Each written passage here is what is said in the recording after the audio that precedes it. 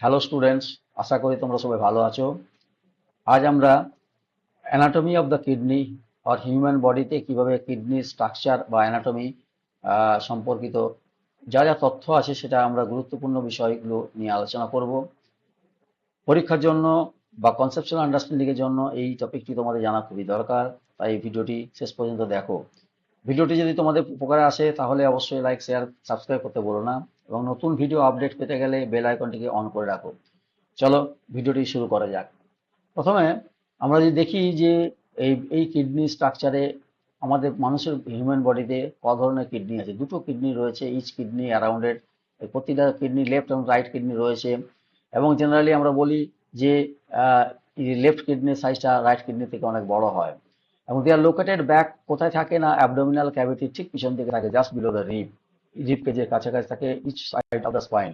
এবং আমরা আরেকটা জিনিস বলতে পারি যে কিডনির লোকেশন হচ্ছে কি না, beneath the adrenal gland, so it is called the suprarenal gland. প্রতিদিন কিডনি কি করে না, ফিল্ট্রেশন করে ব্লাড থেকে, যে ফ্লুইডটা আসে, ব্লাড আসে, সেখান থেকে এটা কি হয় থ্রু দিস আর্টারি এর মাধ্যম দিয়ে এ সাধারণত এক্সট্রেট করে বা ফিল্ট্রেট করে, ফিল্টার করার পর এটা এক্সক্রিশনে যায়। অ্যাকচুয়ালি 90 to 95% এক্সক্রিশন আমাদের শরীরে যেটা হয় সেটা কিডনির মাধ্যম দিয়ে হয়, এবং বাকি রেস্ট 5% যেটা হয় স্কিন বা আমাদের লাংসের মাধ্যম দিয়ে হয়। সো যদি আমরা দেখি ফাংশন, কিডনির ফাংশন কি না, প্রথম ফাংশন হচ্ছে, এর ইম্পর্টেন্ট ফাংশন হচ্ছে it excrete most of the waste product for the মেটাবলিজমের ফলে যে ওয়েস্ট প্রোডাক্ট গুলো থাকে সেগুলোকে এক্সক্রিয়েট করে থ্রু দিস কিডনি। সেকেন্ড হচ্ছে কি, ওয়াটার ইলেকট্রোলাইট ব্যালেন্স করতে পারে, সাহায্য করে বডিতে, এবং অ্যাসিড বেস রেগুলেশন করতে ভেরি ইম্পর্টেন্ট, ব্লাডে অ্যাসিড বেস রেগুলেশন সাহায্য করে এই কিডনি।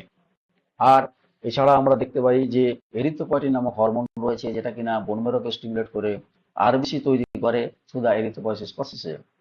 এবং রেনিন একটা এনজাইম যেটা কিনা জাস্টাগুলার অ্যাপারেটাস থেকে বেরোয় বা তৈরি হয়, সেখান থেকে আমরা বলতে পারি এই রেনিন র্যাশ সিস্টেমের মাধ্যমে ব্লাড প্রেশারকে লং টার্ম মেকানিজমে রেগুলেট করতে পারে।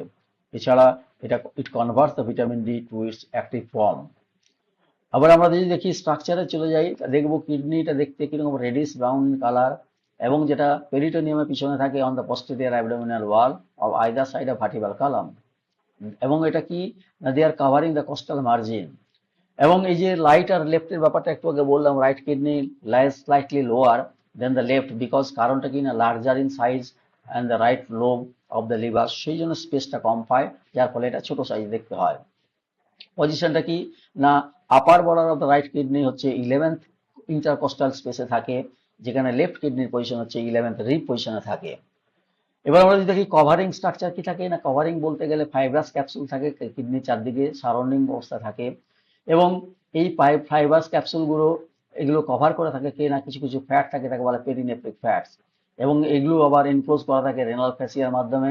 এবং আলটিমেটলি এই যে এই যে প্যারানেফ্রিক ফ্যাটটা থাকে, যেটা external of the renal fascia, এটা রেট্রোপেরিটোনিয়াল ফ্যাট তৈরি করতে সাহায্য করে। এবার রেনাল স্ট্রাকচারের মধ্যে আমরা যদি দেখি যে বাইরের দিক থেকে বলা হয় কর্টেক্স, ভিতরের দিকে বলা হয় রেনাল মেডুলা বলা হয়।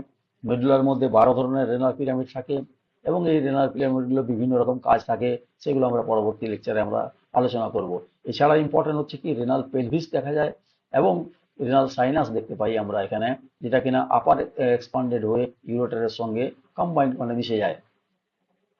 এবার পস্টেরিয়ার সাইড থেকে যদি আমরা লক্ষ্য করি, দেখবো 12 পজিশন অফ রিবে থাকে, এবং এছাড়া কি থাকে, কিছু মাসেল থাকে, importantly diaphragm is the important muscles. কিছু নার্ভ থাকে, যেগুলো নার্ভের মধ্যে টি টুয়েলভ মানে thoracic 12, even lumbar one nerves এখানে পস্টেরিয়ার পজিশনে থাকে। অ্যান্টিরিয়ারে আমরা যদি দেখি right side of kidney anterior ওয়ালে কি থাকে না, সুপ্রারেনাল গ্ল্যান্ড থাকে, duodenal area, colic area, jejunal area, hepatic area, even also লেফটের সাইডে আমরা যদি লক্ষ্য করি সেম টাইপ অফ কিছু জিনিস দেখতে পাওয়া যায়, এবং স্টোমাক থাকে, স্প্লিন থাকে কাছাকাছি অংশে। এবার আমরা আসি ব্লাড সাপ্লাই কিভাবে হয়। দেখো, ব্লাড সাপ্লাই হতে গেলে জেনারেলি আর্টারি বা ভেন দরকার হয়। রেনালের ক্ষেত্রে রেনাল আর্টারি যেটা থাকে, which arises from aorta at the level of second lumber vertebra. Renal artery আবার 5টা সেগমেন্ট রয়েছে, তার মধ্যে চারটা সামনের দিকে থাকে, একটা থেকে পিছন দিকে থাকে, রেনাল পেলভিসের কাছে থাকে। ফলে they are distributed to different segment of the kidney. এবার এখান থেকে লোবার আর্টারি তৈরি হয়, সেখান থেকে দুই থেকে তিনটা ইন্টারলোবাল আর্টারি থেকে অ্যারাকয়েড আর্টারি তৈরি হলো at the junction of the cortex and medulla. তারপর অ্যারাকয়েড আর্টারি কি করে, it gives the several interlobular arteries, and interlobular artery গুলো আবার অ্যাফারেন্ট গ্লোমেরুলার আর্টারিও তৈরি করতে সাহায্য করে। তাহলে এইভাবে আমাদের সার্কুলেশনটা হয়, ব্লাড সাপ্লাইটা হয়। তাহলে আমরা কি বললাম, রেনাল আর্টারি পাঁচটা সেগমেন্ট থাকে, চারটা সেগমেন্ট সামনের দিকে থাকে, একটা পিছনের দিকে থাকে। এবার এখান থেকে লোবার আর্টারি তৈরি হয়, এখান থেকে ইন্টারলোবার আর্টারি তৈরি হয়, তারপর সেখান থেকে রেনাল কর্টেক্সে যায় অ্যারাকয়েড আর্টারি, দেন ইন্টারলোবুলার আর্টারি, দেন অ্যাপারেন্ট গ্লোমেরুলার আর্টারিওলস, এইভাবে ব্লাডটা সাপ্লাই করে। এবার নেফ্রন যদি আমরা দেখি, নেফ্রন হচ্ছে বৃক্কের গঠনগত কার্যগত একাত্ম বলে নেফ্রন। এর মধ্যে কি থাকে, গ্লোমেরুলাস থাকে, পেরিটিকুলার ক্যাপিলারি থাকে, এবং নেফ্রনে জেনারেলি কি হয় না, it fed and drain by the arterioles. Afferent arteriole থাকে আর ইফারেন্ট আর্টেরিওল রয়েছে, যেটার মাধ্যমে একটা দেখেছি আমরা afferent which arises from the interlobular artery, feeder of vessel বলা হয়। আর একটা হচ্ছে কি রিসিভস দ্য ব্লাড, ইফারেন্ট আর্টেরিওলের মাধ্যমে হয়। এবং ব্লাড ড্রেন যদি বলি আমরা, কিডনির মধ্যে ইন্টারলোবুলার ভেন এবং ইন্টারলোবার ভেন রয়েছে, যার মাধ্যমে কনভার্জ হয়ে অ্যাক্রস কিডনি, চারদিকে কিডনি এবং রেনাল ভেনের মধ্যে মাধ্যম দিয়ে ছড়িয়ে যায়। রেনাল ভেনের মাধ্যম দিয়ে হাইলামে ব্লাড যায়, এবং এইভাবে আমরা দেখতে পাই যে ড্রেন ব্লাডটা সমস্ত কিডনির সমস্ত অংশে, specifically left and right renal ভেনের মাধ্যম দিয়ে ছড়িয়ে যাচ্ছে। নাও লিম্ফ ড্রেন যদি বলি, এখানে একমাত্র লিম্ফ নোড বলতে অ্যাওর্টিক লিম্ফ নোড রয়েছে, যেটা কিনা রেনাল আর্টারির সঙ্গে যুক্ত থাকে।